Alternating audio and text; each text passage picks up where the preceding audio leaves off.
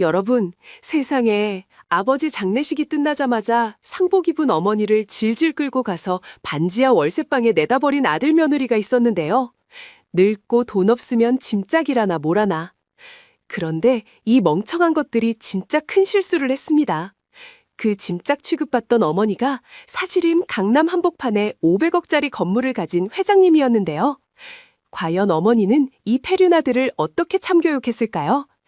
듣기만 해도 10년 묵은 채증이 싹 내려가는 사이다 복수극 시작하기 전에 구독과 좋아요 한번 꾹 눌러주세요. 여러분의 가정에 재물복이 넝쿨째 굴러들어오길 기도드릴게요. 하늘에 구멍이라도 뚫린 것처럼 장대비가 쏟아지는 날이었습니다. 마치 하늘도 오늘 떠난 사람을 위해 펑펑 우는 것만 같았죠. 화장터의 뜨거운 불길 속에서 남편이 한 줌의 재로 변한 지 이제 겨우 2시간도 지나지 않았습니다. 검은색 고급 세단 뒷좌석에는 상복을 입은 노인이 멍하니 창밖을 바라보고 앉아 있었어요. 그녀가 바로 오늘의 주인공 신막내 여사입니다. 가슴에는 남편의 영정사진을 생명줄처럼 꼭 껴안고 있었죠. 차 안에는 무거운 침묵과 빗소리만이 가득 찼고 와이퍼가 움직이는 소리만이 규칙적으로 들려왔습니다. 그런데 창밖으로 스쳐 지나가는 풍경이 어딘가 낯설었습니다. 분명 남편의 장례를 마치고 평창동 본가로 돌아가는 길이어야 하는데 차창 밖으로 보이는 풍경은 익숙한 부촌이 아니라 낡고 지저분한 다세대 주택들이 빽빽하게 들어찬 동네였거든요. 좁은 골목길을 지날 때마다 고급 세단이 위태롭게 흔들렸습니다. 불안한 마음에 막내는 앞 좌석에 앉은 아들의 뒤통수를 바라보았지만 아들은 아무 말이 없었습니다. 차가 멈춰선 곳은 악취가 코를 찌르는 가파른 언덕길의 어느 낡은 빌라 앞이었습니다. 빗물이 고인 웅덩이가 곳곳에 파여 있고 가로등 불빛마저 깜빡거리는 음산한 곳이었죠. 막내가 영문을 몰라 눈을 깜빡이는 사이 조수석 문이 벌컥 열렸습니다. 며느리 오세희였습니다. 그녀는 우산도 쓰지 않고 차에서 내리더니 트렁크 쪽으로 성큼성큼 걸어갔습니다. 그러고는 트렁크 문을 열고 커다란 이민 가방 2개를 빗물 고인 바닥에 쾅 하고 내던졌습니다. 그 가방은 막내가 장례식장에서 남편의 빈소를 지키며 눈물 흘리는 동안 며느리가 빈 집에 몰래 들어가 챙겨 나온 짐들이었죠. 막내가 창문을 내리고 당황한 눈빛으로 며느리를 바라보자 오세희가 차 뒷문을 열고 들어와 막내의 팔을 거칠게 잡아 끌었습니다. 어머니 안 내리고 뭐 하세요? 얼른 내리세요. 오세희가 막내의 팔을 잡아 끌며 날카롭게 소리쳤습니다. 막내는 엉겁결에 차 밖으로 끌려 나왔습니다. 차가운 빗방울이 상복을 적시고 뼛속까지 파고들었죠. 영정사진이 비에 젖을까봐 품에 더 세게 안으며 막내는 떨리는 목소리로 물었습니다. 얘야, 이게 대체 무슨 일이냐? 여기가 어디라고 나를 내리게 해? 집으로 가야지. 막내가 빗물에 젖은 안경을 고쳤으며 며느리의 얼굴을 쳐다보았습니다. 오세희는 짐 가방 위로 꼬깃꼬깃해진 종이 한 장을 툭 던졌습니다. 월세 계약서였습니다. 방금 전까지 화장장에서 아버님 편히 가시라며 목 놓아 울던 효부의 얼굴은 온데간데 없었죠. 며느리는 표독스러운 미소를 지으며 입을 열었습니다. 아버님 병원비에 빚 잔치하고 나니까 남는 게 없더라고요. 그 넓은 집 유지비도 감당 안 되고 어머니 혼자 사시기엔 여기가 딱이에요. 관리비도 없고 아늑할 거예요. 오세희가 팔짱을 끼고 비웃듯이 말했습니다. 막내는 숨이 턱 막혔습니다. 평생을 가족을 위해 헌신했는데 남편이 떠나자마자 이런 취급을 당할 줄은 꿈에도 몰랐으니까요. 그녀의 시선이 운전석을 향했습니다. 세상 그 누구보다 아끼고 사랑했던 외동아들 강철민. 하지만 철민은 차에서 내리지도 않고 창문만 살짝 내린 채 담배를 피우고 있었죠. 어머니의 시선을 느꼈는지 그는 고개를 반대쪽으로 돌려버렸습니다. 철민아, 네가 말 좀 해봐라. 네 처가 하는 말이 이게 다 사실이냐? 엄마를 이런 곳에 버리고 가겠다는 거야? 막내가 빗속에서 비틀거리며 차 창문을 두드렸습니다. 강철민은 짜증스럽다는 듯 담배꽁초를 창밖으로 튀기며 말했습니다. 엄마 좀 조용히 해요. 동네 사람들 다 보잖아요. 우리도 살아야죠. 아버지 돌아가시고 땡전 한 푼 안 남았는데 우리 보고 길바닥에 나앉으라는 거예요? 그냥 가서 쉬세요 좀. 피곤해 죽겠는데. 막내는 닫히는 창문을 잡으려다 손이 미끄러져 바닥에 주저앉았습니다. 그 충격으로 품에 안고 있던 남편의 영정사진이 흙탕물 속으로 떨어지고 말았죠. 유리가 깨지는 날카로운 소리가 빗소리에 묻혔습니다. 막내가 비명을 지르며 사진을 주우려 하자 오세이가 다가와 혀를 찢찢 찼습니다. 어머니, 적당히 좀 하세요. 죽은 사람이 밥 먹여줘요? 아, 그리고 앞으로 연락하지 마세요. 저희 이민 가니까 찾지도 마시고요. 요양병원보다는 여기가 훨씬 자유롭고 좋잖아요. 안 그래요? 오세이가 젖은 머리카락을 쓸어 넘기며 차갑게 쏘아붙였습니다. 오세이는 막내가 대답할 틈도 주지 않고 차에 올라탔습니다. 고급 세단은 굉음을 내며 언덕길을 빠르게 빠져나갔죠. 뒷모습조차 보여주기 싫다는 듯 도망치듯 사라지는 차의 붉은 후미등이 어둠 속으로 멀어져 갔습니다. 남겨진 것은 흙탕물에 젖은 짐 가방 2개와 깨진 영정사진 그리고 빗속에 주저앉은 늙은 노인뿐이었죠. 막내는 떨리는 손으로 바닥에 떨어진 남편의 영정사진을 집어들었습니다. 깨진 유리 조각에 손가락이 베어 붉은 피가 빗물과 섞여 흘러내렸습니다. 30년이 넘는 세월이었습니다. 과거 명동 사채 시장에서 도깨비라 불리며 돈 앞에서 피도 눈물도 없었던 그녀가 모든 과거를 지우고 평범한 아내이자 어머니로 살았던 시간이 말이죠. 남편에게는 친정 빚 때문에 빈털터리로 시집왔다고 속였고 하나뿐인 자식에게는 헌신적인 어머니로만 살아왔습니다. 그 모든 것이 사랑하는 가족을 지키기 위한 선택이었는데 결과는 참혹한 배신이었습니다. 차가운 빗물이 정수리를 때리고 들어와 온몸을 적셨지만 막내는 추위를 느끼지 못했습니다. 오히려 뱃속 깊은 곳에서부터 뜨거운 무언가가 치밀어 오르고 있었죠. 그것은 슬픔이 아니었습니다. 서러움도 아니었죠. 그것은 아주 오래전 잊고 살았던 날 선 분노와 도끼였습니다. 막내는 깨진 안경을 벗어 바닥에 던져버렸습니다. 흐릿했던 눈동자가 맹수처럼 번뜩이기 시작했습니다. 굽어있던 허리가 꼿꼿하게 펴졌죠. 막내는 흙탕물에 젖은 월세 계약서를 집어들었습니다. 종이는 물을 먹어 흐물거렸지만 거기에 적힌 아들 부부의 이름 석자는 선명하게 보였습니다. 그녀는 빗속에서 나지막이 입을 열었습니다. 여보 미안해서 어쩌나. 당신이랑 한 약속은 못 지키겠네. 우리가 내 새끼라고 키운 게 사람이 아니라 짐승이었어. 짐승은 매가 약이라는데 내가 교육 좀 다시 시켜야겠네. 막내가 사진 속 남편의 얼굴을 닦아내며 중얼거렸습니다. 그녀는 자리에서 일어났습니다. 비틀거림은 사라졌고 발걸음에는 힘이 실려 있었죠. 더 이상 빗속에 버려진 불쌍한 노인이 아니었습니다. 서울 명동 바닥을 벌벌 떨게 했던 전설의 사채업자 신막내가 30년의 잠에서 깨어나는 순간이었습니다. 막내는 굳게 닫힌 반지하 방의 녹슨 철문을 노려보았습니다. 저 문을 열고 들어가는 순간부터 진짜 지옥이 시작될 것입니다.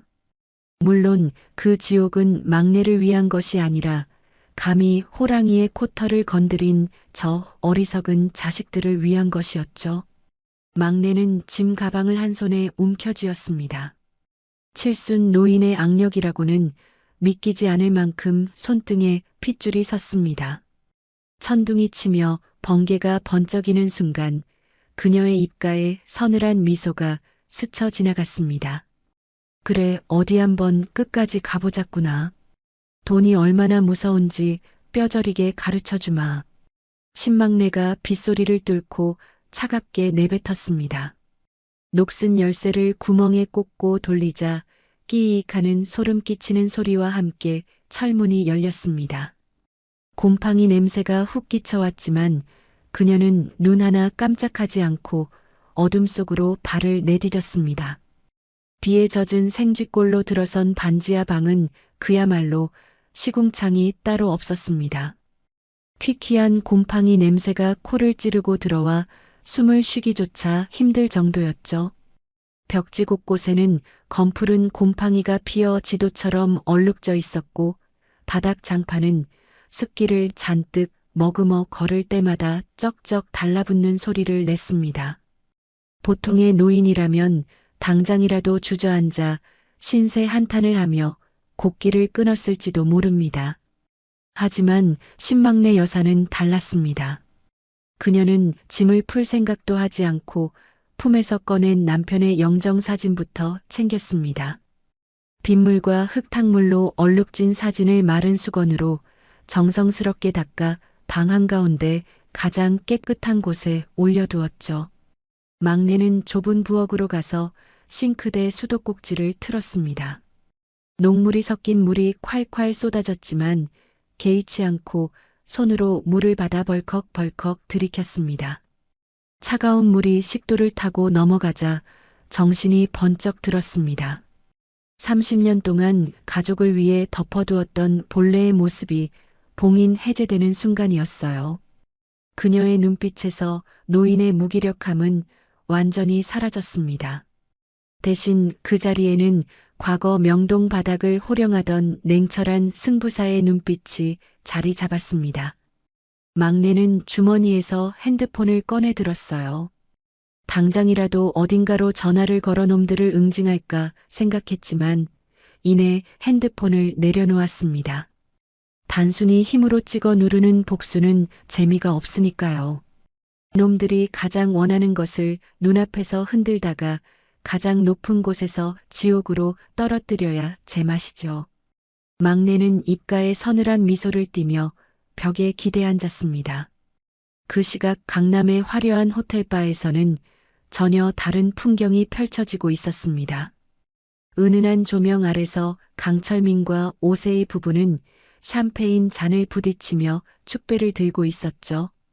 창밖으로 보이는 서울의 야경이 그들의 성공을 축하해주는 것만 같았습니다. 여보, 오늘 진짜 고생 많았어. 어머니도 본가보다 관리비 없는 거기가 훨씬 마음 편하실 거야. 우리가 나중에 성공해서 다시 모셔오면 그게 진짜 효도지 안 그래? 오세희가 샴페인 잔을 흔들며 남편의 눈치를 살피듯 말했습니다. 그녀의 말에는 일말의 죄책감도 묻어있지 않았습니다. 오히려 자기 합리화의 끝을 보여주고 있었죠. 강철민 역시 고개를 끄덕이며 맞장구를 쳤습니다. 아버지의 사망보험금과 본가 처분 예상 금액을 머릿속 계산기로 두드리느라 여념이 없었거든요. 그럼 당신 말이 다 맞지. 아버지 병원비에 내 사업 자금까지 생각하면 어쩔 수 없는 선택이었어. 어머니도 다 이해하실 거야. 나중에 우리가 제우스 타워 건물주 되면 그때 펜트하우스로 모시면 되잖아. 강철민이 붉어진 얼굴로 허세를 부리며 대답했습니다. 두 사람은 자신들이 꿈꾸는 장밋빛 미래에 취해 있었습니다. 하지만 그 돈은 이미 아버지의 병원비와 철민의 도박빚으로 공중분해된 지 오래라는 사실을 그들은 까맣게 모르고 있었죠. 오세희는 핸드폰을 들어 셀카를 찍기 시작했습니다. 방금 전까지 상복을 입고 있던 여자가 화려한 드레스를 입고 미소를 짓고 있었죠. 그녀는 능숙한 손놀림으로 인스타그램에 사진을 올렸습니다. 슬픔을 딛고 새로운 시작, CEO 라이프, 효도는 나중에라는 해시태그를 다는 것도 잊지 않았습니다. 밤이 깊어가고 빗줄기는 더욱 굵어졌습니다.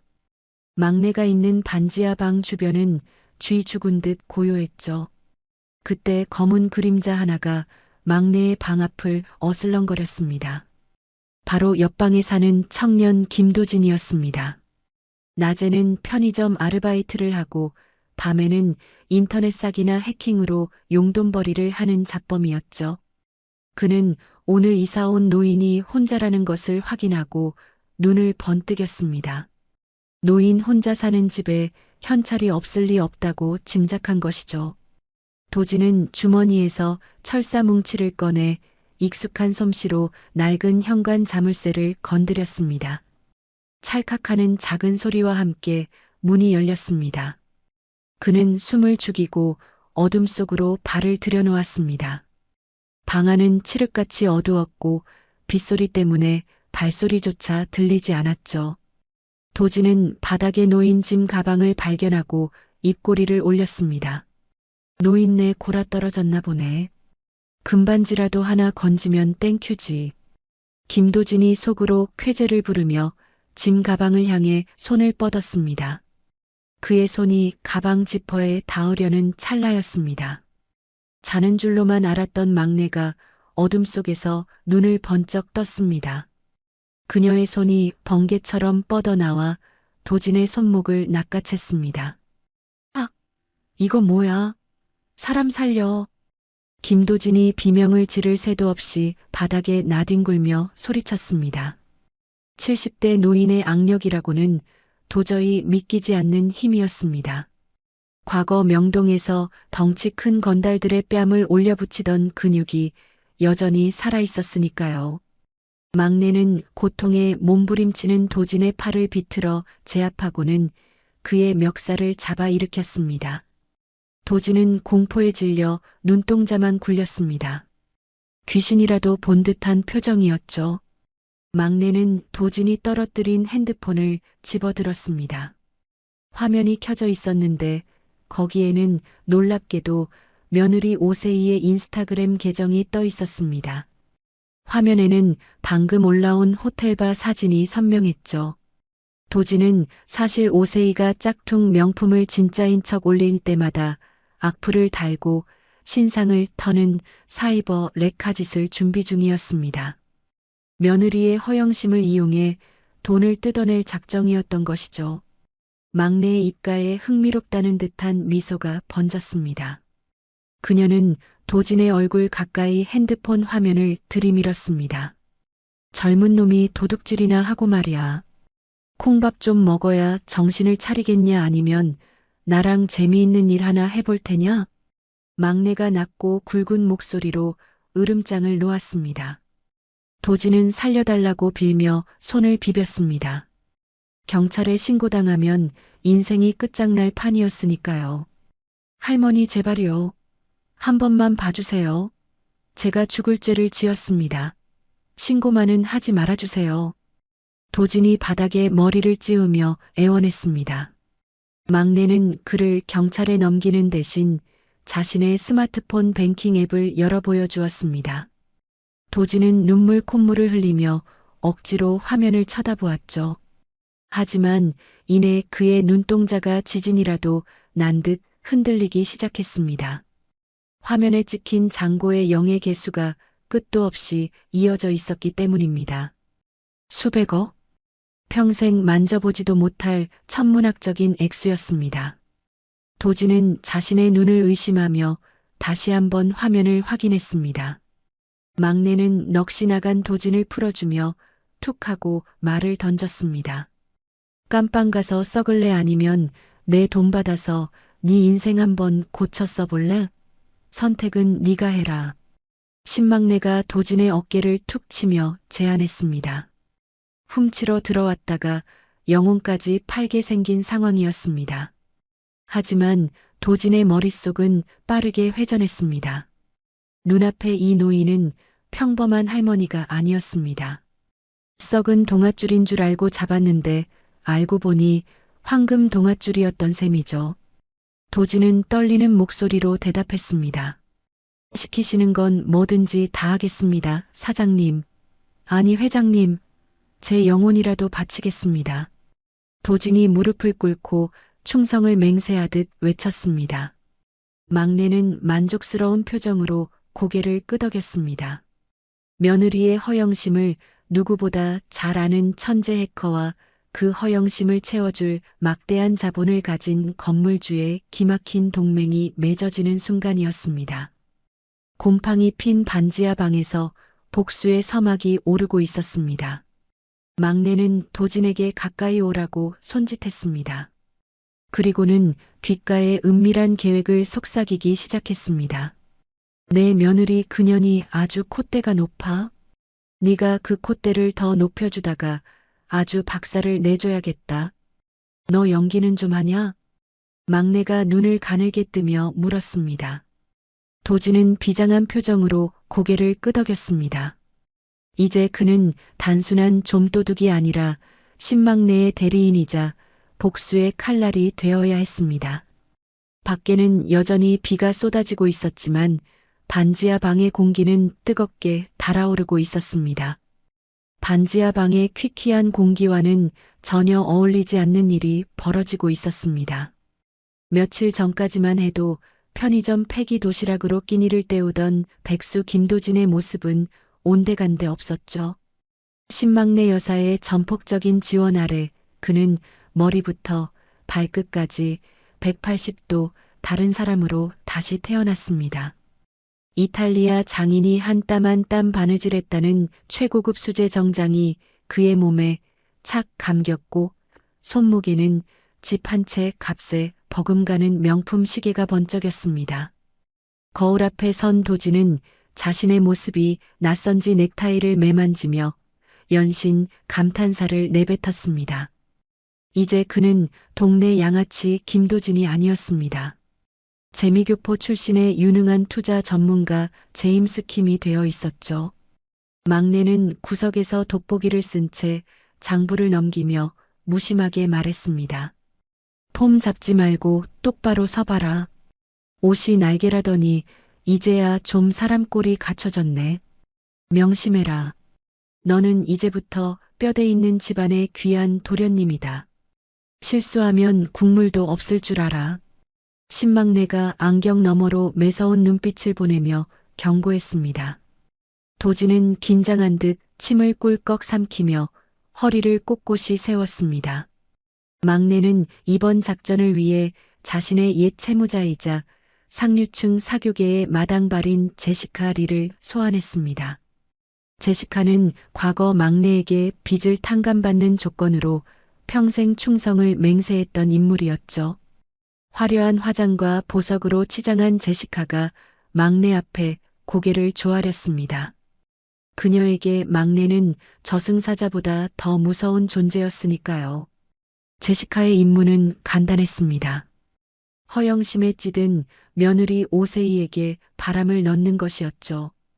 강남의 미용실과 피부과를 돌며 오세이와 우연을 가장한 만남을 가졌습니다. 제시카는 오세이가 짝퉁 명품 가방을 들고 있는 것을 한눈에 알아봤지만 모르는 척 감탄하며 말을 걸었습니다. 어머, 그 가방 이번 시즌 리미티드 에디션 아니에요? 안목이 정말 대단하시네요.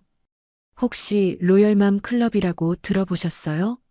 강남 상위 1% 사모님들만 모이는 곳인데 그 정도 센스면 충분히 자격이 있으실 것 같아서요.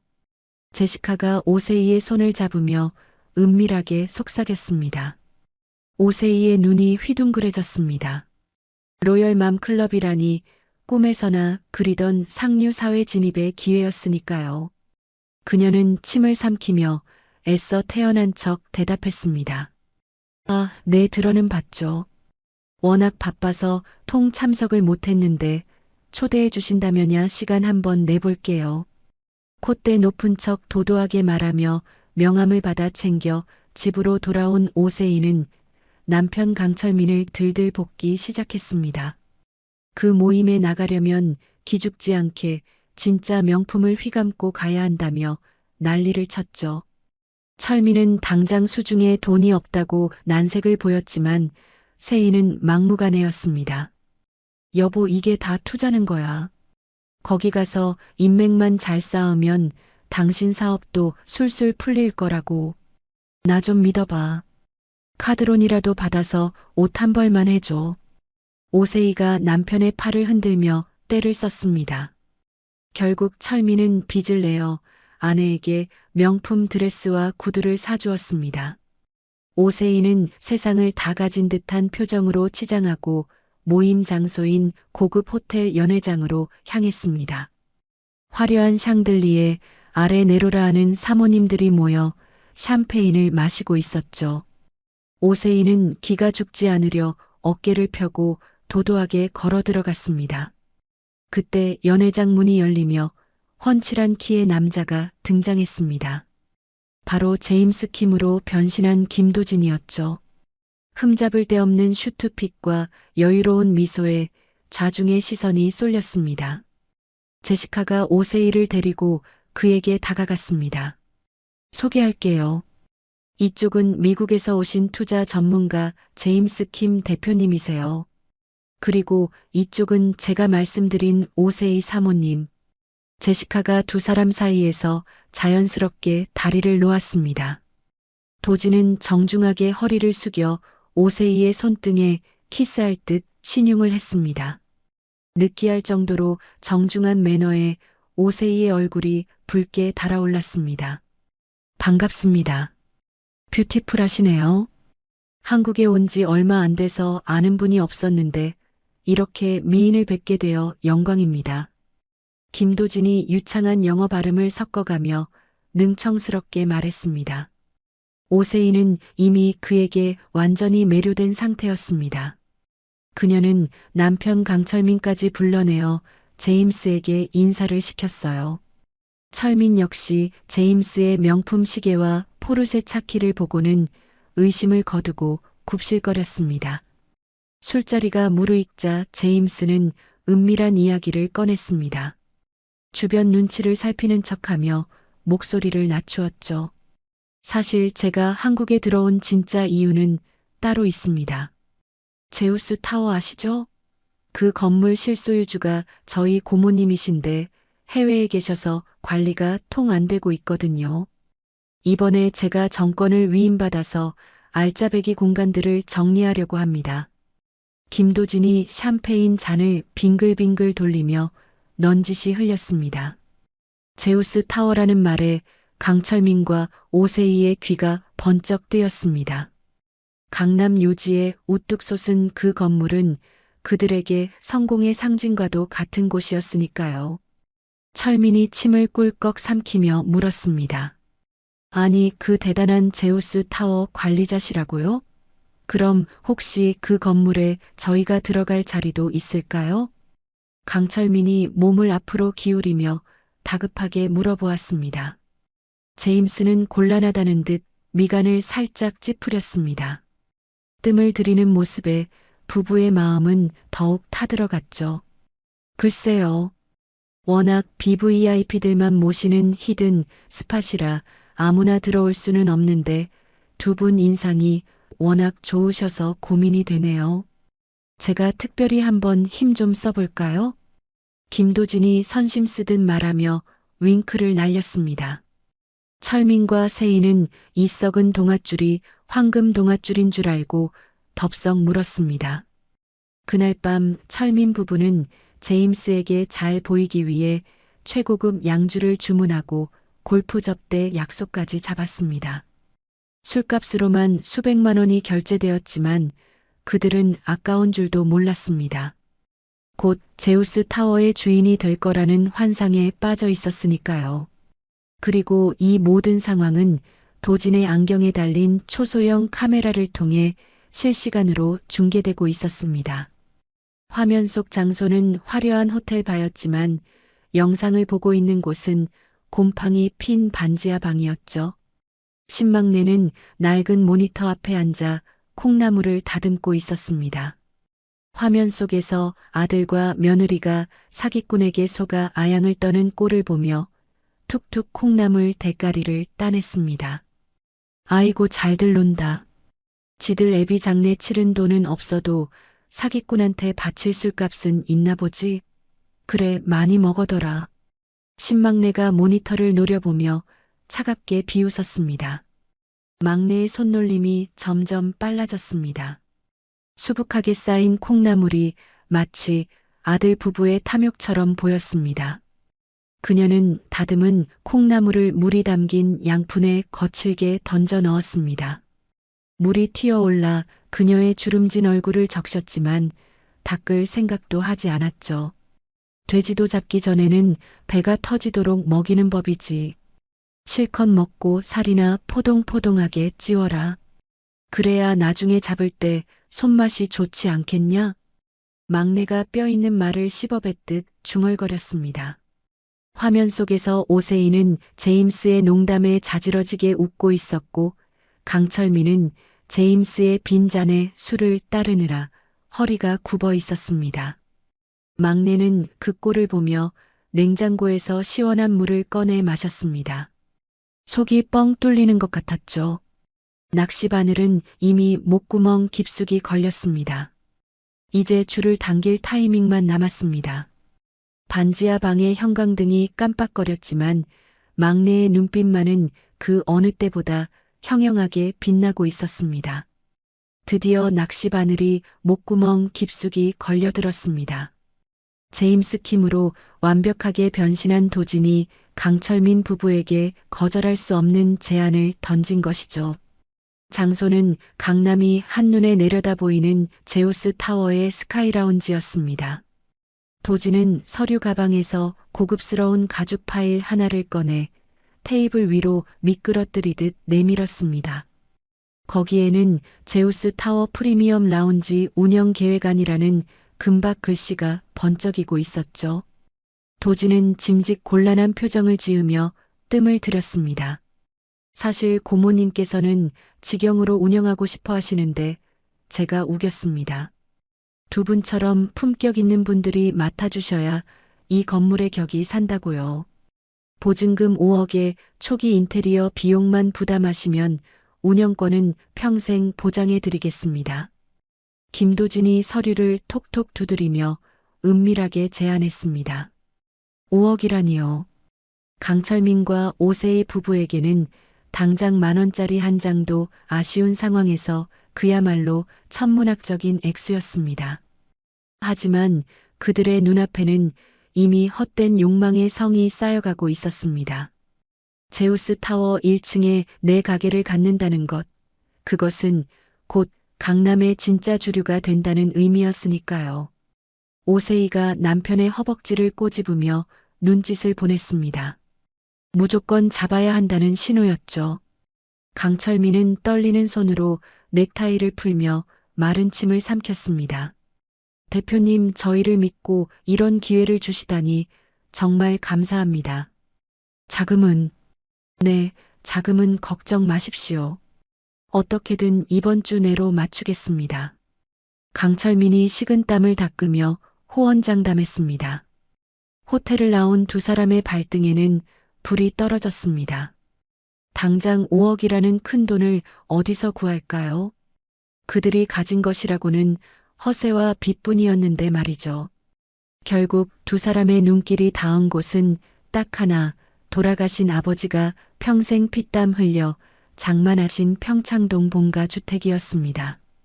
아버지가 돌아가신 지 이제 겨우 며칠밖에 지나지 않았지만 그들에게는 그저 돈으로 환산되는 낡은 건물일 뿐이었습니다. 다음 날 바로 부동산에 급매물이 올라왔습니다. 시세보다 턱없이 낮은 가격이었지만 그들은 아쉬워하기는커녕 빨리 팔리지 않는다며 발을 동동 구를 뿐이었죠. 사장님, 가격 더 낮춰도 되니까 무조건 이번 주 안으로 잔금 치를 수 있는 사람 찾아주세요. 현금 박치기면 제일 좋고요. 오세희가 부동산 중개인에게 전화를 걸어 독촉했습니다.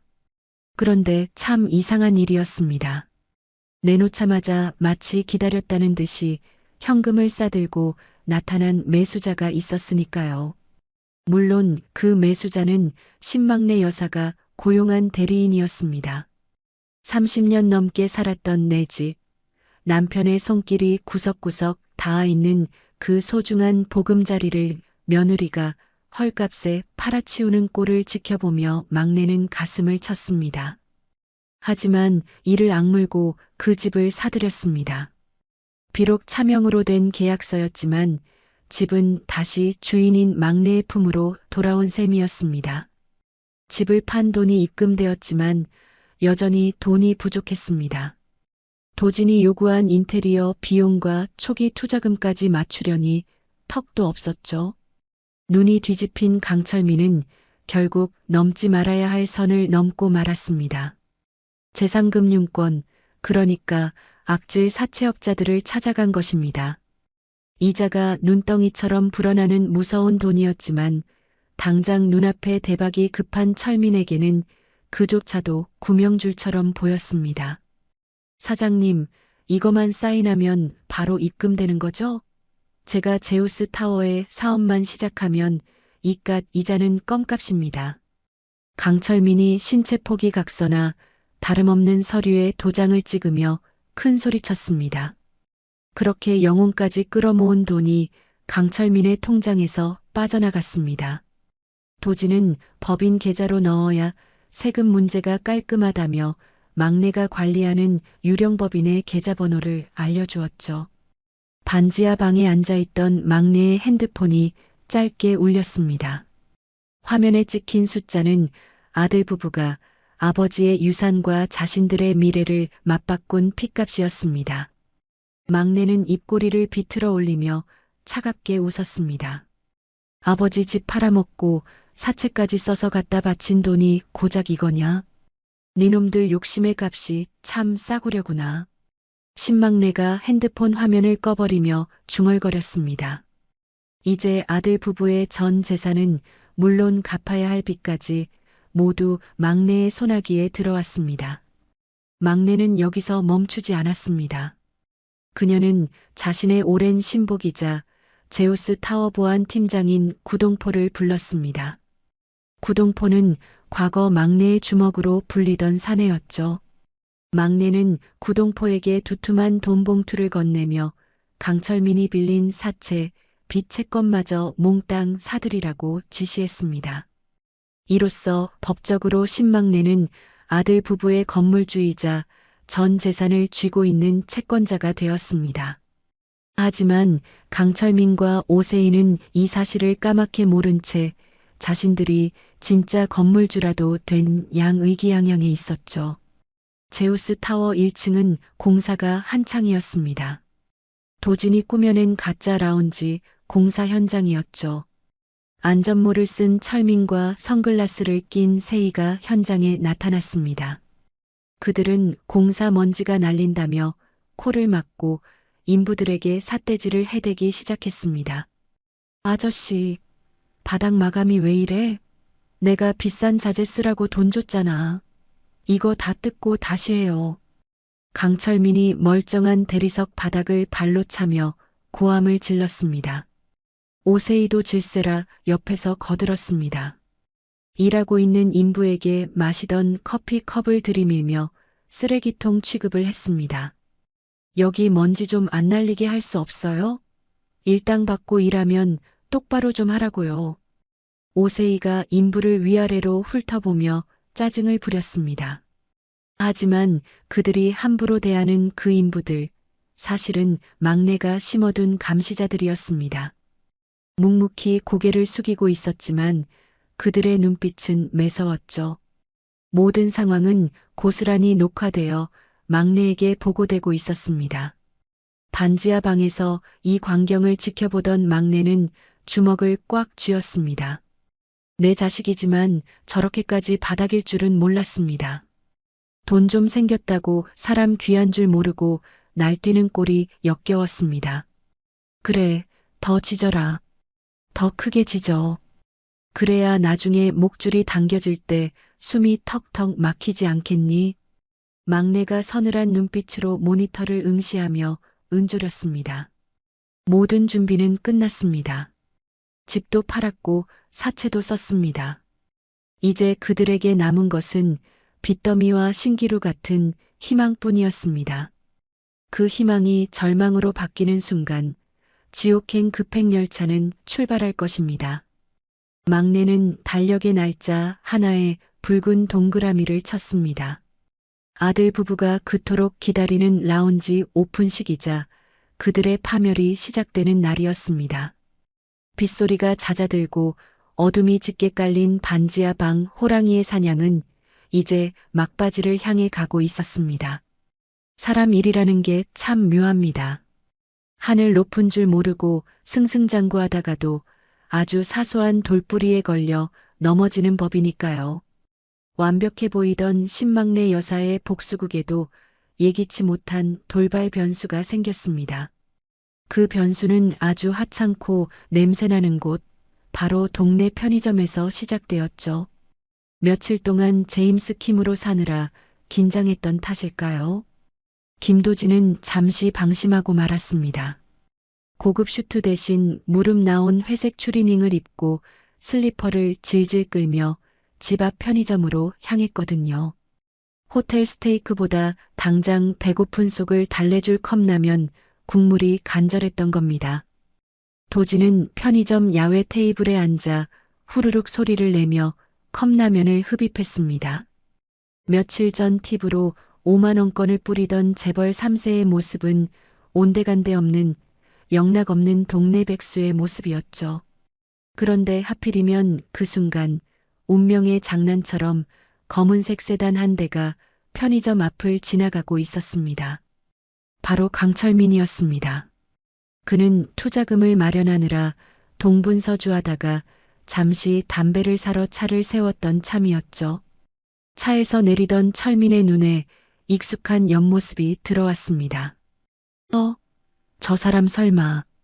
강철민이 눈을 가늘게 뜨고 라면을 먹고 있는 남자를 뚫어지게 쳐다보았습니다.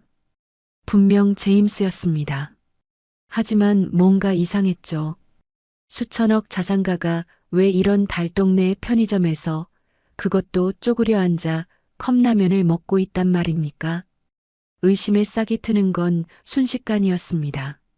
철민은 쿵쾅거리는 심장을 부여잡고 도진의 뒤를 밟기 시작했습니다. 도진은 그것도 모르고 국물까지 싹 비운 뒤 만족스러운 표정으로 배를 두드리며 자리에서 일어났습니다. 그리고는 슬리퍼를 끌며 익숙하게 골목길로 들어섰죠. 철민은 전봇대 뒤에 숨어 그 모습을 지켜보았습니다. 도진이 들어간 곳은 다름 아닌 그 낡고 허름한 빌라, 바로 자신이 며칠 전 어머니를 버리고 왔던 그 반지하 집이었습니다. 철민의 머릿속에서 퍼즐 조각이 맞춰졌습니다. 이 자식 사기꾼이었어. 엄마랑 짜고 치는 고스톱이었구나. 내가 속을 줄 알고. 강철민이 주먹으로 벽을 치며 이를 갈았습니다. 배신감에 눈이 뒤집힌 철민은 곧장 아내 오세희에게 전화를 걸어 당장 이리로 오라고 소리쳤습니다. 그리고는 씩씩거리며 반지하 계단을 내려와요. 현관문 앞에 선 철민은 숨을 고를 새도 없이 문을 쾅쾅 두드렸습니다. 아니, 발로 걷어찼다는 표현이 더 정확하겠네요. 문 열어. 안에 있는 거 다 아니까 당장 문 열라고. 강철민이 고래고래 소리를 지르며 현관문을 발로 찼습니다. 방 안에서 콩나물을 다듬으며 다음 작전을 짜고 있던 신막내와 김도진은 사색이 되었습니다. 호랑이 굴에 제 발로 들어온 격이 아니라 사냥꾼이 들이닥친 상황이었죠. 도진은 당황해서 어쩔 줄 몰라 허둥지둥했고 막내 역시 예상치 못한 아들의 등장에 잠시 숨을 멈췄습니다. 이대로 문이 열리면 모든 것이 물거품이 될 위기였습니다.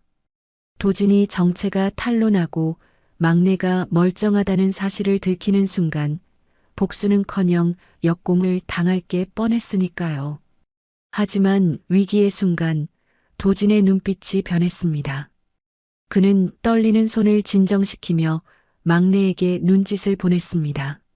할머니, 저만 믿고 따라오세요. 도진이 입모양으로 속삭이며 재빨리 자세를 고쳐 앉았습니다.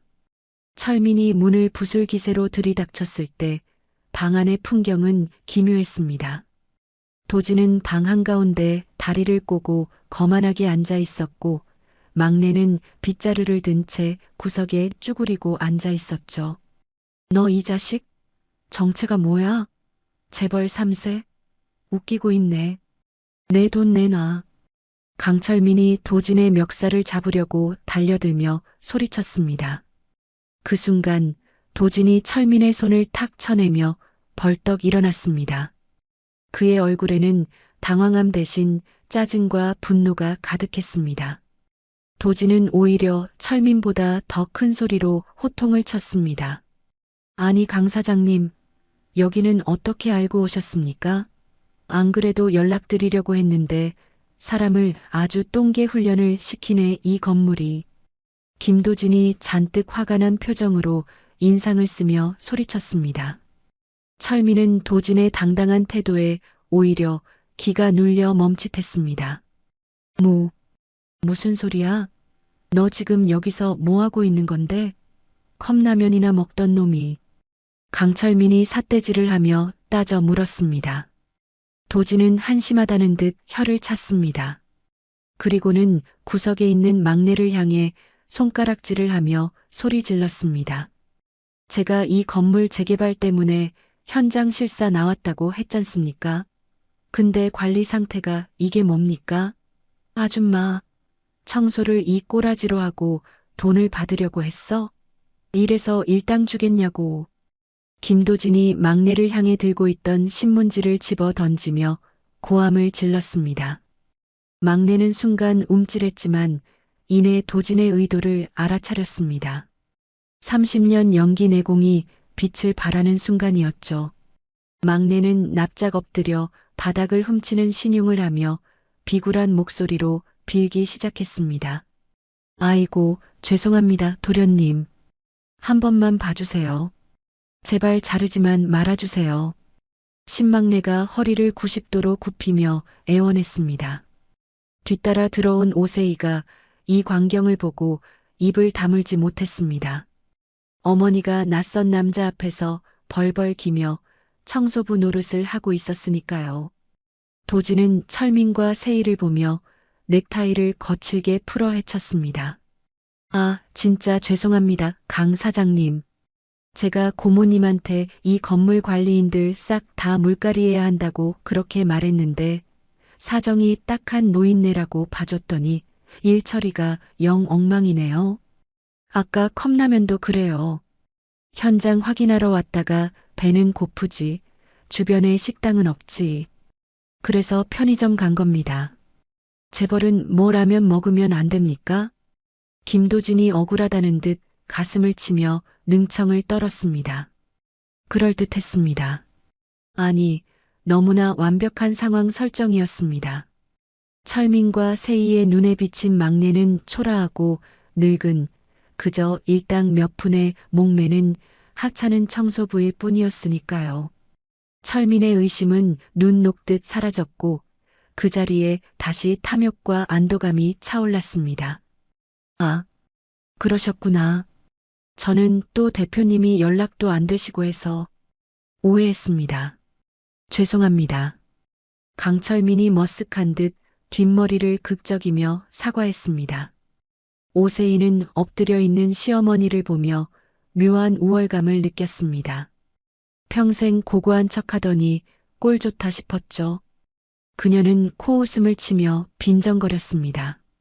어머 어머니, 여기서 이러고 계셨어요?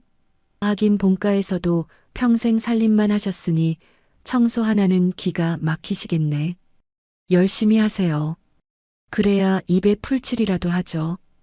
오세희가 핸드백을 고쳐 매며 막내를 비웃었습니다. 철민도 한술 더 떴습니다. 엄마, 창피하게 이게 뭐야? 하여튼 엄마는 평생 남시중이나 들 팔자인가 봐. 우리한테 손 벌리지 말고 그 돈으로 맛있는 거나 사드세요. 우린 간다. 강철민이 혀를 차며 도진에게 눈인사를 하고 돌아섰습니다. 도진은 그들이 나갈 때까지 거만한 표정을 풀지 않았습니다. 얼른 가시죠. 그리고 강 사장님, 잔금 처리는 내일까지인 거 아시죠? 이번에 실수하시면 저도 더 이상은 못 봐드립니다. 김도진이 짐짓 엄포를 놓으며 그들을 배웅했습니다. 철민과 세희가 굽실거리며 문을 닫고 나갔습니다. 멀어지는 발소리가 완전히 들리지 않을 때까지 방 안에는 침묵만이 감돌았습니다. 도진은 다리에 힘이 풀려 그 자리에 주저앉았고 등줄기에는 식은땀이 줄줄 흘렀습니다. 할머니, 아니 회장님, 저 잘한 거 맞죠? 심장 터지는 줄 알았습니다. 도진이 가슴을 쓸어내리며 떨리는 목소리로 말했습니다. 바닥에 엎드려 있던 막내가 천천히 고개를 들었습니다. 그녀의 얼굴에는 비굴함은 온데간데 없고 차갑게 식은 분노만이 서려 있었습니다. 그녀는 도진이 던졌던 신문지를 주워 차곡차곡 개었습니다. 잘했다. 아주 잘했어. 니놈 덕분에 내 자식들 속마음을 아주 밑바닥까지 봤구나. 남시중이나 들 팔자라. 신막내가 주름진 손으로 바닥을 짚고 일어섰습니다. 그녀의 눈빛은 더 이상 자식을 걱정하는 어미의 눈이 아니었습니다. 먹잇감의 숨통을 끊기 직전의 맹수처럼 형형하게 빛나고 있었죠. 막내는 굳게 닫힌 철문을 바라보며 나지막이 은조렸습니다. 그래, 내가 청소부 맞지. 내 인생에 낀 쓰레기들을 깨끗하게 치워버리는 청소부. 이제 분리수거할 시간이다. 신막내의 입가에 맺힌 미소가 서늘하다 못해 섬뜩하게 느껴졌습니다. 비가 그친 밤하늘에는 날카로운 초승달이 칼날처럼 걸려 있었습니다. 드디어 결전의 날이 밝았습니다. 제우스 타워 1층 프리미엄 라운지 오픈 행사장에는 화려한 조명이 쏟아지고 있었습니다. 강철민과 오세희 부부가 영혼까지 끌어모아 빚으로 쌓아 올린 허영의 성이 완성되는 날이었죠. 행사장 입구에는 축하 화환이 줄지어 서 있었고 실내에는 클래식 음악이 은은하게 흐르며 고급스러운 분위기를 자아냈습니다. 샴페인 잔 부딪히는 소리와 사람들의 웃음소리가 끊이지 않는 그야말로 성공한 사람들의 파티장 같았습니다. 오세희는 턱시도를 입은 남편 강철민의 팔짱을 끼고 행사장 한가운데 서 있었습니다. 그녀의 손에는 최신형 스마트폰이 들려 있었죠. 인스타그램 라이브 방송이 한창이었습니다. 화면 하단에는 부러움 섞인 댓글과 하트가 폭죽처럼 터져 올라오고 있었고 오세희는 그 반응에 취해 입이 귀에 걸릴 지경이었습니다. 그녀는 카메라 렌즈를 향해 손을 흔들며 교태 섞인 목소리로 말했습니다. 여러분 잘 들리세요? 드디어 오늘이에요. 여기가 바로 저랑 남편이 운영하게 될 제우스 타워 프리미엄 라운지랍니다. 인테리어 정말 고급스럽죠? 다 이탈리아에서 공수해온 자재들이에요. 이제 저 청담동 며느리 아니고 제우스 오너라고 불러주셔야 해요. 오세희가 카메라를 향해 윙크를 날리며 호들갑을 떨었습니다. 옆에 있던 강철민도 어깨에 잔뜩 힘이 들어가 있었습니다. 그는 지나가는 하객들에게 깍듯이 인사하며 명함을 돌리기에 바빴죠. 반갑습니다. 강철민입니다. 앞으로 자주 뵙겠습니다. 네, 제가 이번에 큰맘 먹고 투자 좀 했습니다. 하하. 강철민이 샴페인 잔을 들어 올리며 너스레를 떨었습니다. 그때였습니다. 행사장 입구 쪽이 갑자기 소란스러워지기 시작했습니다. 사람들의 시선이 일제히 통유리창 밖으로 쏠렸습니다. 육중한 검은색 리무진 한 대가 미끄러지듯 들어와 행사장 바로 앞에 멈춰 섰기 때문입니다. 그 위압감이 어찌나 대단한지 흐르던 음악 소리마저 묻히는 듯 했습니다. 운전석에서 기사가 내려 뒷좌석 문을 정중하게 열었습니다. 사람들은 숨을 죽이고 지켜보았습니다. 분명 해외에 있다는 그 고모님이나 대단한 정재계 인사가 내릴 거라고 예상했죠. 하지만 차에서 내린 사람은 모두의 예상을 뒤엎는 인물이었습니다. 우아한 옥색 치마 저고리에 은은한 보라색 고름을 맨 한복 차림의 노부인. 백발을 곱게 빗어 넘겨 비녀를 꽂은 그녀의 모습은 마치 사극에 나오는 데뷔마마처럼 기품이 넘쳤습니다. 바로 신망래 여사였습니다. 며칠 전 빗물에 젖은 생쥐꼴로 쫓겨났던 그 노인이 오늘은 범접할 수 없는 아우라를 풍기며 레드카펫을 밟고 있었습니다. 오세희는 스마트폰을 들고 있다가 그대로 굳어버렸습니다. 라이브 방송 화면에는 저 우아한 할머니는 누구냐, 대박 포스 쩐다라는 댓글이 실시간으로 올라오고 있었죠. 당황한 오세희가 남편의 옆구리를 쿡 찌르며 속삭였습니다. 여보, 저거 어머니 아니야? 어머니가 왜 저기서 나와? 미쳤나봐, 진짜. 오세희가 눈을 동그랗게 뜨고 발을 동동 구르며 물었습니다. 강철민 역시 입을 다물지 못했습니다. 파출부나 하고 있을 줄 알았던 어머니가 리무진을 타고 나타났으니 귀신에 홀린 기분이었겠죠. 하지만 오세희는 이내 표정을 바꿨습니다. 방송이 켜져 있다는 사실을 깨달은 겁니다. 그녀는 억지 미소를 지으며 카메라를 향해 급하게 둘러댔습니다. 어머, 여러분, 깜짝 게스트가 오셨네요. 저희 시어머니세요. 며느리 성공한 거 축하해 주시려고 저렇게 곱게 차려입고 오셨나 봐요. 어머님 여기에요. 오세희가 손을 흔들며 막내에게 다가갔습니다. 속으로는 당장 끌어내야 해라고 생각하면서도 겉으로는 세상 둘도 없는 효부인 척 연기를 시작한 것이죠. 막내는 여유로운 미소를 지으며 천천히 행사장 안으로 걸어 들어왔습니다. 그녀의 뒤로는 건장한 경호원들이 병풍처럼 따라붙었습니다. 단상 앞에 선 막내는 자신을 향해 달려오는 며느리와 아들을 쳐다보았습니다. 오세희는 막내의 팔을 잡으려 하며 다급하게 귓속말을 했습니다. 어머니, 노막 나셨어요? 여기가 어디라고 오세요? 당장 나가요. 사람들 보잖아요. 오세희가 협박하듯 속삭였지만 막내는 오세희의 손을 가볍게 뿌리쳤습니다. 그리고는 무대 위 마이크 앞으로 성큼성큼 걸어 올라갔습니다. 스피커에서 삐이 하는 하울링 소리가 날카롭게 울려 퍼지자 장내는 찬물을 끼얹은 듯 조용해졌습니다. 막내는 정면을 응시했습니다. 정확히는 오세희가 들고 있는 스마트폰 카메라 렌즈를 똑바로 쳐다보았죠. 여러분 반갑습니다. 오늘 이 좋은 날 제가 아주 재미있는 영상을 하나 준비했습니다. 우리 며느리가 효부라고 소문이 자자하던데 그 실체를 다 같이 한번 보시죠. 신막내가 차분하고 힘있는 목소리로 말했습니다. 강철민과 오세희가 말릴 틈도 없었습니다.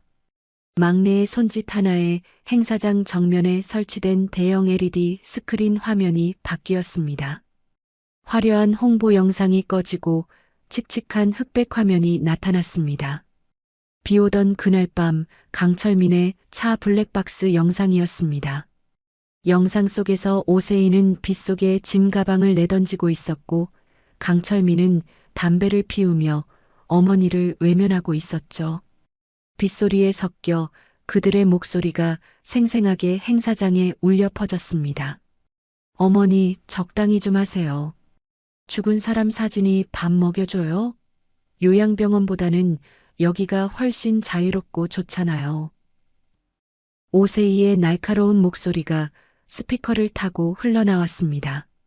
노인네 죽으면 건물 우리 거라는 녹취 파일이 이어졌고 아버지가 남긴 집을 헐값에 팔아치우며 웃고 떠드는 CCTV 영상까지 적나라하게 공개되었습니다. 장례는 순식간에 아수라장이 되었습니다.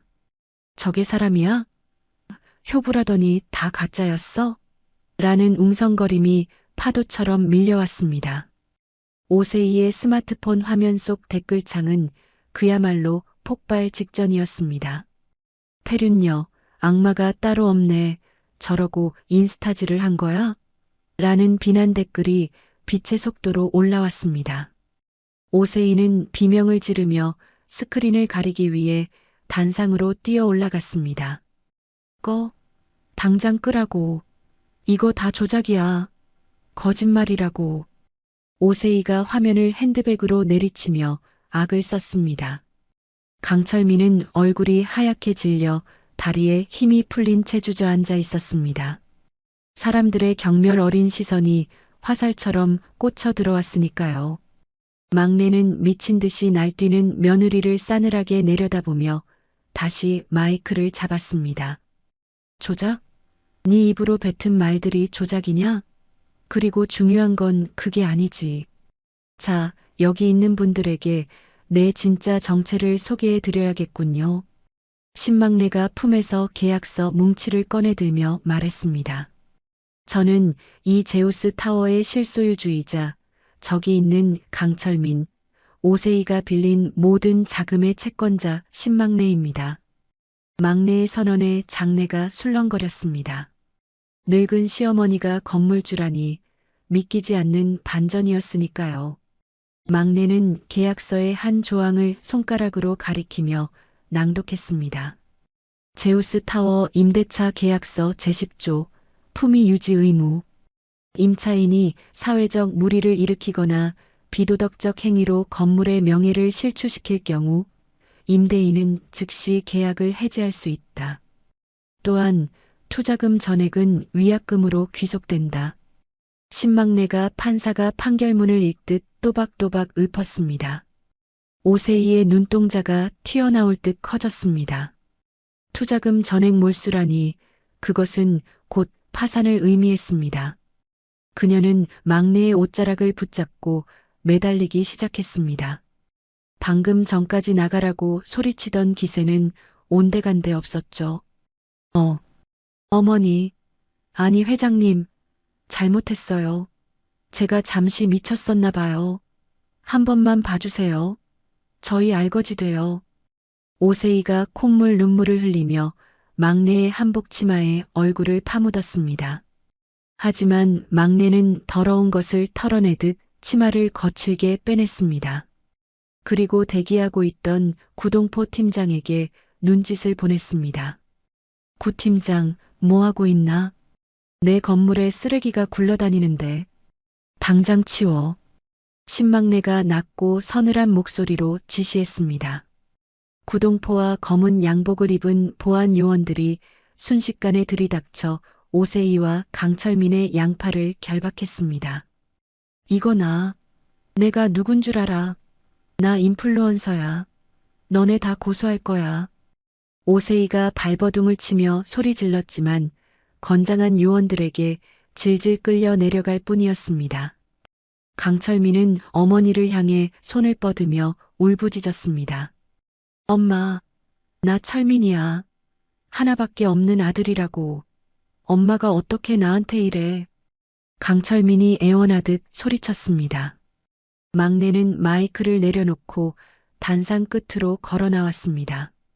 그리고 끌려가는 아들과 며느리, 그리고 여전히 켜져 있는 스마트폰 카메라 렌즈를 번갈아 보며 마지막 쐐기를 박았습니다.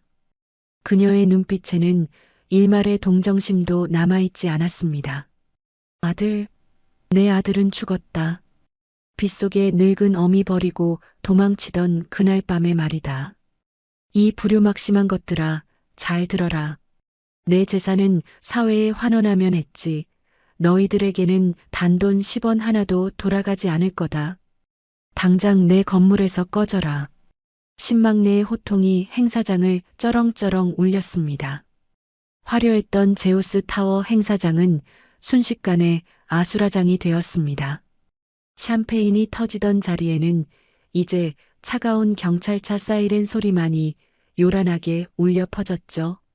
출동한 경찰들이 강철민과 오세이 부부를 에워쌌습니다. 혐의는 명백했습니다. 사문서 위조 및 행사, 그리고 존속유기. 늙고 힘없는 어머니를 빗속에 내다버리고 재산을 가로채려 했던 폐륜의 대가를 치를 시간이 온 것입니다. 경찰이 강철민의 손목에 차가운 수갑을 채웠습니다. 찰칵하는 금속음이 철민의 심장을 옥죄어 왔죠. 그는 억울하다는 듯 발버둥을 쳤지만 소용없었습니다. 당신들은 묵비권을 행사할 수 있고 변호인을 선임할 권리가 있습니다. 연행해. 경찰이 무미건조한 목소리로 미란다 원칙을 고지하며 철민의 등을 떠밀었습니다. 철민은 끌려가면서도 뒤에 서 있는 어머니 신망내를 향해 고개를 돌렸습니다. 하지만 어머니의 눈길은 차갑다 못해 서리빨이 내릴 지경이었습니다. 어머니, 엄마, 제발 말 좀 잘해줘요. 이거 오해라고요. 엄마가 시키는 대로 다 할게. 제발. 강철민이 경찰차에 태워지며 목에 핏대까지 세우고 절규했습니다. 옆에 있던 오세희 역시 몰골이 말이 아니었습니다. 명품 드레스는 구겨지고 화장은 눈물 범벅이 되어 귀신 산발을 하고 있었죠. 그녀는 경찰의 팔을 물어뜯을 기세로 반항했습니다. 이거 내가 누군지 알아? 나 로열맘 클럽 멤버라고. 우리 변호사 부를 거야. 이거 인권 침해예요. 오세희가 악을 쓰며 바닥에 드러누워 떼를 썼습니다. 하지만 그녀를 기다리는 건 로열맘 클럽이 아니라 차디찬 유치장 바닥이었습니다. 두 사람이 경찰차에 실려 사라지자 행사장에 있던 사람들은 혀를 끌끌 찼습니다. 천하의 불효자식들이라며 손가락질을 해댔죠. 신망내 여사의 처분은 여기서 끝이 아니었습니다. 그녀는 이미 대한민국 최고의 변호인단을 꾸려 민사소송까지 완벽하게 준비해 둔 상태였습니다. 아들 며느리가 살던 집, 아들 부부 명의로 된 자동차, 그리고 오세희가 목숨처럼 아끼던 명품 가방들까지 모든 재산에 가압류 빨간 딱지가 붙기 시작했습니다. 유치장에서 조사를 받고 풀려난 두 사람을 맞이한 건 텅 빈 거리뿐이었습니다. 경찰서 문을 나서자마자 그들은 핸드폰을 켰지만 들려오는 건 카드 정지 알림음뿐이었죠. 집도 차도 통장도 모두 묶여버린 그들은 그야말로 빈털터리가 되었습니다. 여보, 일단 택시라도 타고 찜질방이라도 가자. 나 너무 피곤해. 샤워 좀 하고 싶어. 오세희가 헝클어진 머리를 극적이며 짜증 섞인 목소리로 말했습니다. 강철민은 주머니를 뒤져 꼬깃꼬깃한 1,000원짜리 몇 장을 찾아냈습니다. 택시는커녕 버스비도 간당간당한 돈이었죠. 결국 두 사람은 터덜터덜 걸어서 근처 찜질방으로 향했습니다. 하지만 카운터 앞에서 그들은 문전박대를 당해야 했습니다. 당신들 그 인터넷에 뜬 폐륜 부부 아니야? 어머니 갖다 버린 사람들 맞지? 찜질방 주인이 핸드폰 화면과 두 사람의 얼굴을 번갈아 보며 소리쳤습니다. 막내가 공개한 영상은 이미 조회수 수백만을 기록하며 온 국민의 공분을 사고 있었습니다. 그들은 하루아침에 국민 효자가 아닌 국민 페르나로 얼굴이 팔려버린 것이죠. 아니, 손님을 뭘로 보고 이래? 돈 내면 될 거 아냐? 우리 갈 데 없단 말이에요. 강철민이 카운터를 주먹으로 치며 억지를 부렸습니다. 주인은 소금 바구니를 들고 나와 그들에게 뿌려댔습니다. 재수옴 붙는다며 당장 나가라고 고함을 질렀죠. 썩 꺼져. 부모 버린 놈들을 재워줬다가는 우리 가게 망해. 썩 안 나가? 주인이 굵은 소금을 얼굴에 뿌리며 빗자루를 휘둘렀습니다. 모텔도 여관도 마찬가지였습니다. 얼굴을 알아보는 사람들은 침을 뱉거나 욕설을 퍼부었죠. 갈 곳 잃은 두 사람이 비를 피하기 위해 찾아간 곳은 아이러니하게도 그들이 어머니를 버렸던 그 동네 서울의 가장 가파른 언덕 위에 있는 달동네였습니다. 화려한 강남 스카이라운지에서 샴페인을 마시던 그들이 불과 며칠 만에 곰팡이 냄새나는 쪽방촌으로 굴러떨어진 것입니다. 가파른 언덕길을 오르며 오세이는 하이힐 굽이 부러져 맨발로 걸어야 했습니다. 빗물 섞인 흙탕물이 발가락 사이로 들어와 질척거렸습니다. 아, 진짜 짜증나. 당신 때문에 이게 뭐야. 내 인생 물어내. 어머니한테 가서 무릎이라도 꿇란 말이야. 오세이가 부러진 구두를 집어 던지며 길바닥에 주저앉아 소리쳤습니다. 강철민은 대꾸할 힘도 없어 보였습니다. 겨우겨우 찾아낸 곳은 보증금도 없이 월세만 내면 되는 사람 하나 겨우 누울 만한 비좁은 쪽방이었습니다. 막내가 살던 반지하 방보다 더 열악하고 더러운 곳이었죠. 방 안에는 퀴퀴한 냄새가 진동했고 벽지에는 바퀴벌레가 기어다니고 있었습니다. 두 사람은 좁은 방에 구겨져 들어갔습니다. 배에서는 꼬르륵 소리가 요동쳤지만 먹을 것이라곤 수돗물밖에 없었습니다. 굶주림과 추위, 그리고 비참함이 밀려오자 서로를 향한 원망이 폭발하기 시작했습니다. 아, 강철민, 너네 엄마 돈 많다며, 건물주라며. 근데 왜 몰랐어? 네가 멍청해서 우리가 이 꼴 난 거 아니야. 오세이가 철민의 멱살을 잡고 흔들며 악을 썼습니다.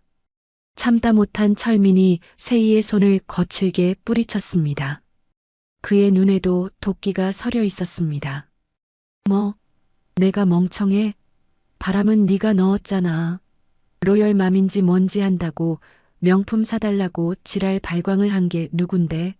엄마 갖다 버리자고 한 것도 너잖아. 강철민이 세이를 밀치며 고래고래 소리를 질렀습니다. 밀쳐진 세이가 벽에 머리를 찍고는 독사처럼 달려들었습니다. 좁은 쪽방 안에서 부부의 육탄전이 벌어졌습니다.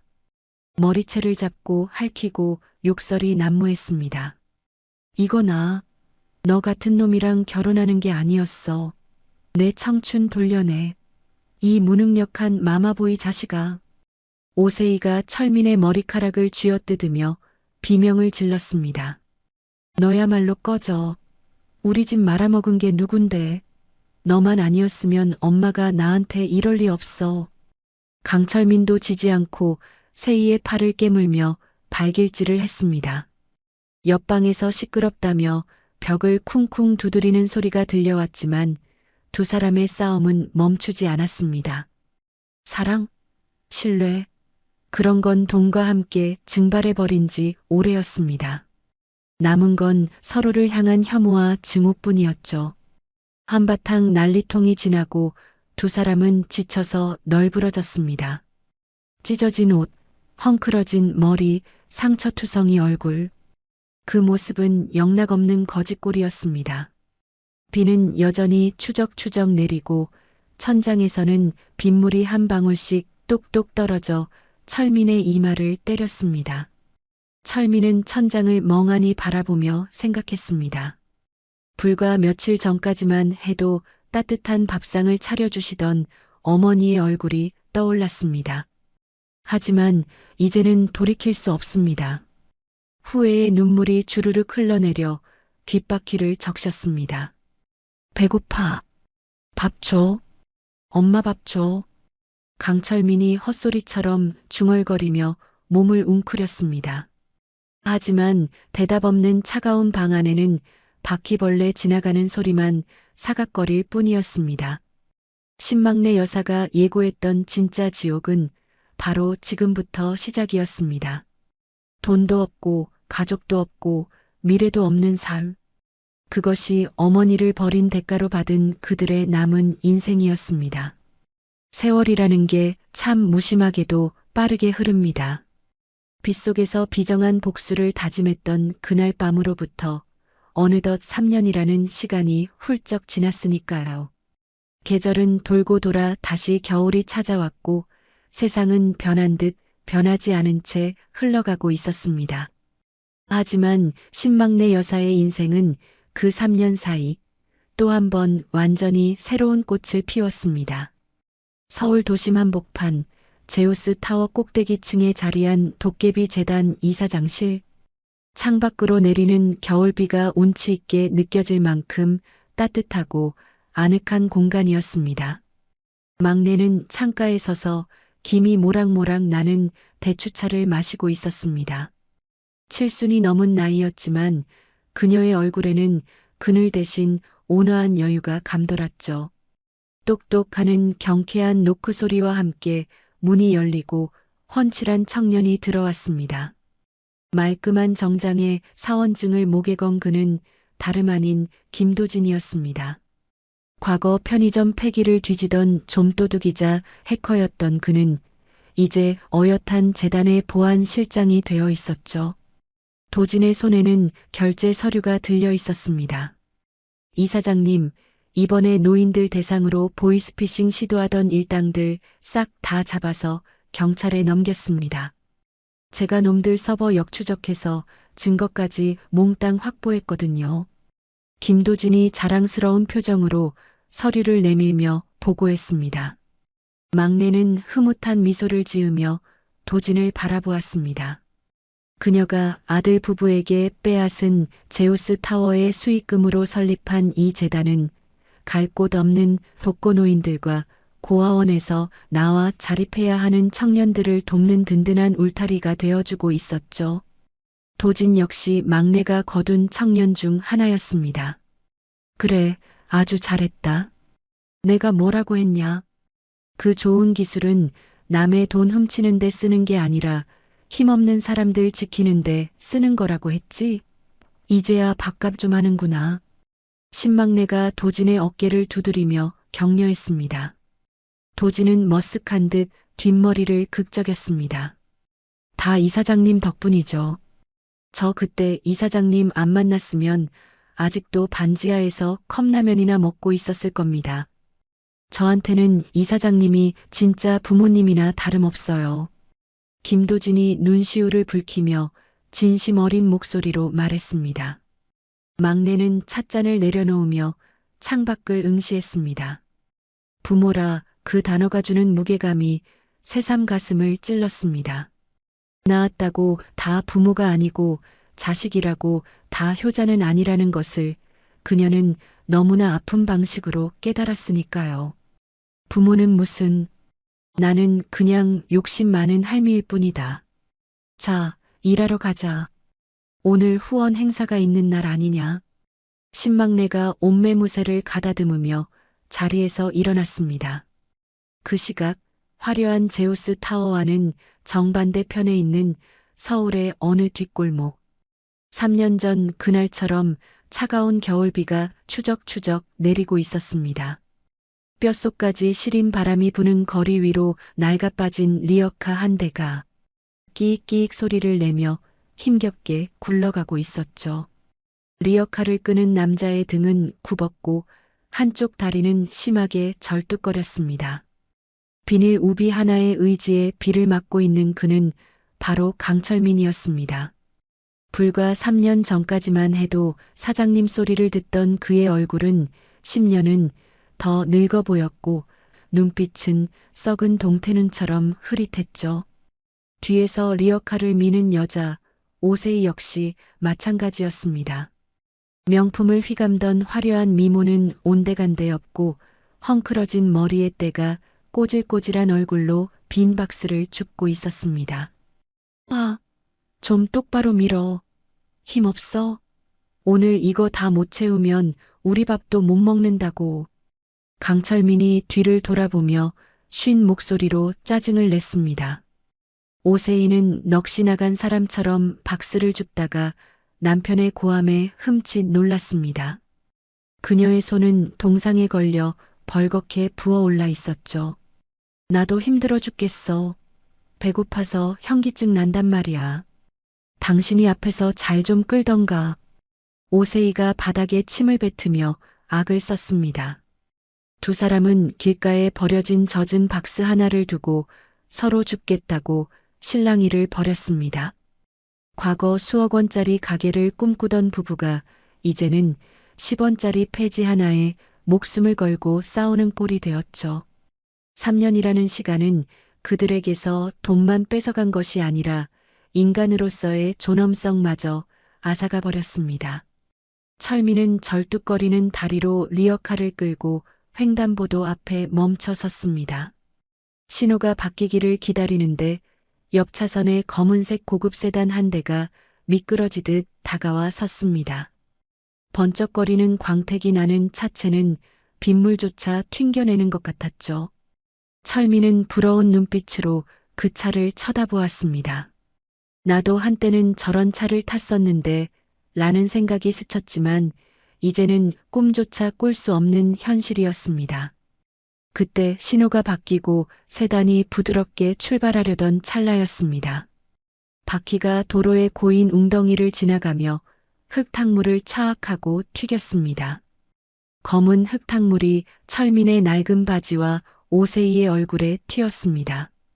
예전 같았으면 당장 쫓아가서 욕을 하고 세탁비를 내놓으라고 난리를 쳤을 테죠. 하지만 지금의 철민은 달랐습니다. 그는 반사적으로 허리를 90도로 굽히며 비굴하게 조아렸습니다. 아이고, 죄송합니다. 제 눈이 없어서 차가 오는지도 몰랐습니다. 죄송합니다, 사장님. 한 번만 봐주십시오. 강철민이 보이지도 않는 운전자를 향해 손이 발이 되도록 빌었습니다. 오세이 역시 옆에서 겁에 질려 고개를 숙였습니다. 가난과 비참함이 그들의 뼛속 깊이 노예 근성을 심어놓은 탓이었죠. 자신들이 피해를 보고도 돈 있는 사람 앞에서는 무조건 납작 엎드리는 것, 그것이 지난 3년간 그들이 거리에서 배운 유일한 생존 방식이었습니다. 검은 세단의 뒷좌석 창문이 아주 조금 손가락 하나 들어갈 만큼 내려갔습니다. 짙은 썬팅 너머로 그 모습을 지켜보는 눈이 있었습니다. 신막내였습니다. 그녀는 행사장으로 이동하던 중 우연히 창밖에 이 비루한 남녀를 보게 된 것입니다. 막내의 시선이 비에 젖은 폐지더미와 절뚝거리는 아들, 그리고 넋이 나간 며느리에게 머물렀습니다. 3년 전 자신을 빗속에 버리고 도망치던 그들의 뒷모습과 지금의 모습이 묘하게 겹쳐 보였습니다. 그때는 막내가 버려졌지만 지금은 그들이 세상에서 버려진 존재가 되어 있었죠. 운전석에 앉아있던 김 기사가 백미러로 막내의 눈치를 살폈습니다. 그 역시 창밖의 거지들이 누구인지 알아본 눈치였습니다. 이 사장님, 저 사람들 혹시 아시는 분들 아닙니까? 차를 좀 세울까요? 김 기사가 조심스럽게 물었습니다. 잠시 침묵이 흘렀습니다. 빗소리만이 차 지붕을 두드렸죠. 막내는 창밖의 두 사람을 빤히 바라보았습니다. 가슴 한구석이 아릿할 법도 했지만 그녀의 표정은 호수처럼 고요했습니다. 동정도 연민도 사치였습니다. 그들은 스스로 선택한 길을 가고 있을 뿐이었으니까요. 막내에게 그들은 이제 남보다 못한, 아니 기억 속에서 지워버려야 할 타인일 뿐이었습니다. 막내는 천천히 고개를 저으며 창문 버튼을 눌러 올렸습니다. 차가운 유리창이 닫히며 빗소리와 함께 밖의 풍경도 차단되었습니다. 아는 사람이라니. 나는 저런 거지들 모른다. 그냥 가자. 신막내가 차갑고 건조한 목소리로 대답했습니다. 차가 다시 부드럽게 속도를 높였습니다. 막내는 의자 깊숙이 몸을 기대며 눈을 감았습니다. 편안한 가죽 시트의 감촉과 따뜻한 히터 바람이 그녀를 감쌌습니다. 김 기사, 라디오 볼륨 좀 높여봐라. 빗소리보다는 음악 소리가 듣기 좋겠어. 신막내가 무심하게 툭 던졌습니다. 경쾌한 클래식 음악이 차 안을 채우기 시작했습니다. 검은 세단은 빗속에 남겨진 철민과 세이를 뒤로 한 채 매정하게 멀어져 갔습니다. 철민은 멀어지는 차의 뒷모습을 보며 왠지 모를 익숙함을 느꼈지만 인해 고개를 저었습니다. 그저 배가 고프고 추울 뿐이었습니다. 여보, 빨리 가자. 저 박스라도 주어야 라면이라도 사 먹지. 강철민이 다시 리어카 손잡이를 잡으며 힘겹게 발을 떼었습니다. 신막내가 남긴 진짜 유산은 돈이 아니었습니다. 죄를 지으면 반드시 벌을 받는다는 인과응보의 교훈, 그리고 스스로의 힘으로 지켜낸 존엄성이었죠. 도깨비 같았던 그녀의 복수극은 그렇게 차가운 겨울비와 함께 막을 내렸습니다. 세상은 여전히 불공평해 보이지만 적어도 신막내의 세상에서만큼은 정의가 살아있었습니다. 네, 이렇게 신막내 여사님의 통쾌하고도 처절한 복수극이 대단원의 막을 내렸습니다.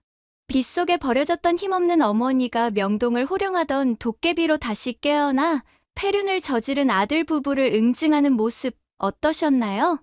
10년 묵은 채증이 확 내려가는 것처럼 속이 뻥 뚫리는 사이다였죠? 한편으로는 제 손으로 키운 자식을 제 손으로 내쳐야만 했던 여사님의 마음이 오죽했을까 싶어 가슴 한구석이 찡해지기도 합니다. 하지만 썩은 살은 도려내야 새 살이 돋는 법이니까요. 비정한 혈육보다 마음을 나누는 남이 더 낫다는 걸 보여준 이번 이야기. 우리에게도 많은 생각을 하게 만듭니다. 이제 막내 여사님은 과거의 아픔을 훌훌 털어버리고 남은 여생을 진짜 내 편인 사람들과 함께 따뜻하게 보내시길 진심으로 바라봅니다. 신막내님께 응원의 댓글을 남겨주세요. 큰 위로가 돼줄 거예요. 오늘도 끝까지 함께 해주셔서 감사합니다.